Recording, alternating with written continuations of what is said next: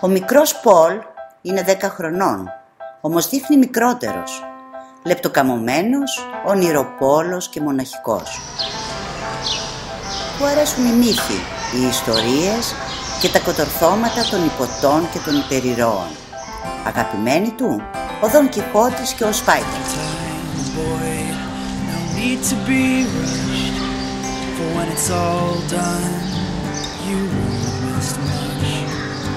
Swing your legs and play, climb up on your wall. Humsy couldn't do it, he had a great fall. But he couldn't fly, he wasn't like you at all. You're a boy with a balloon on your way to the sky. Now the cat jumped over the moon, there could be no one other, 'cause your eyes are big and blue. Won't you invite me up there too?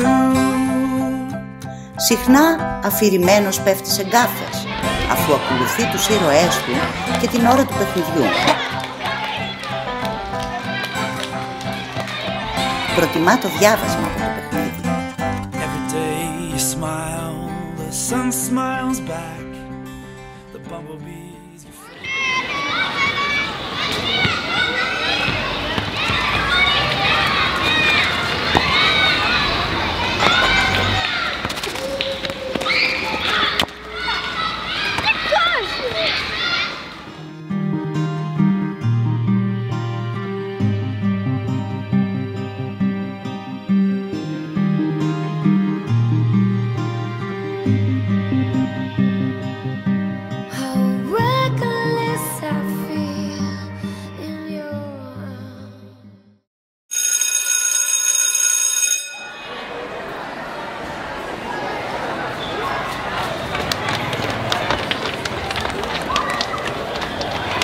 Hello, Lemaba.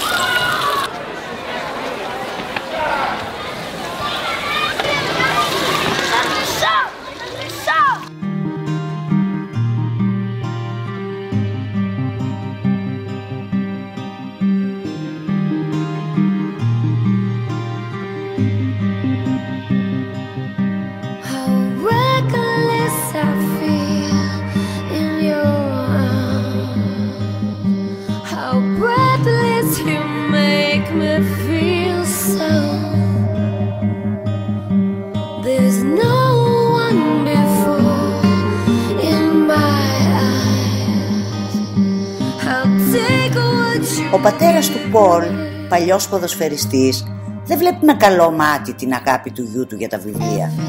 Θα ήθελε να είναι αθλητικός τύπος και να εκπλήρωνε ίσως τα δικά του όνειρα.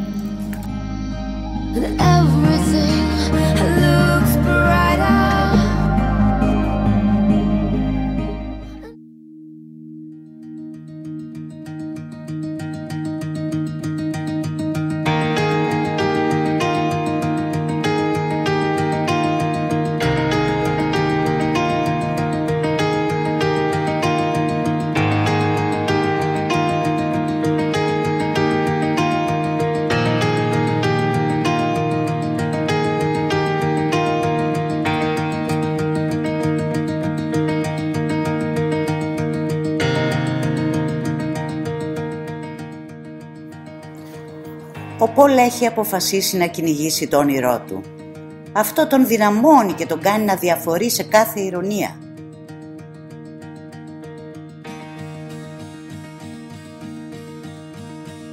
Πολλά βράδια τα περνά με το να γράφει ιστορίες.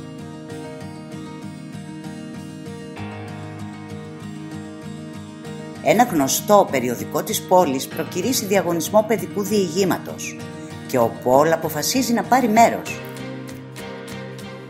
Και τώρα περνάμε στα νέα της πόλης, στο διαγωνισμό διηγήματος που διοργάνωσε το Υπουργείο Παιδείας με την Ένωση Συγγραφέων. Το πρώτο βραβείο κέρδισε ο Πολ Δημητρίου.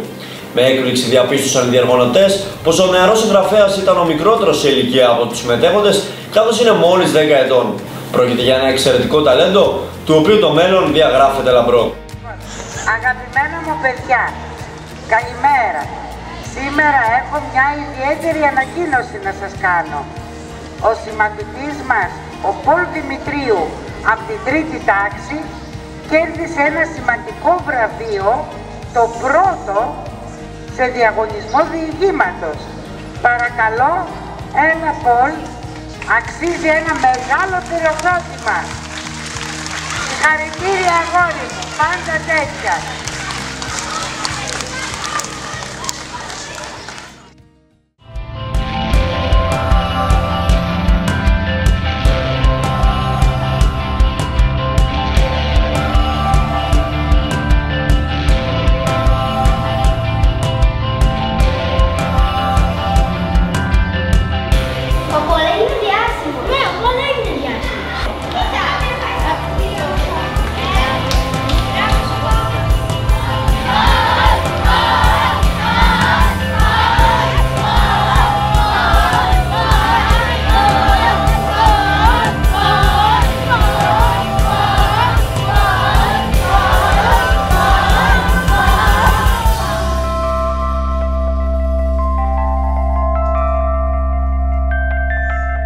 Ο Πολ κυνήγησε το όνειρό του και τα κατάφερε.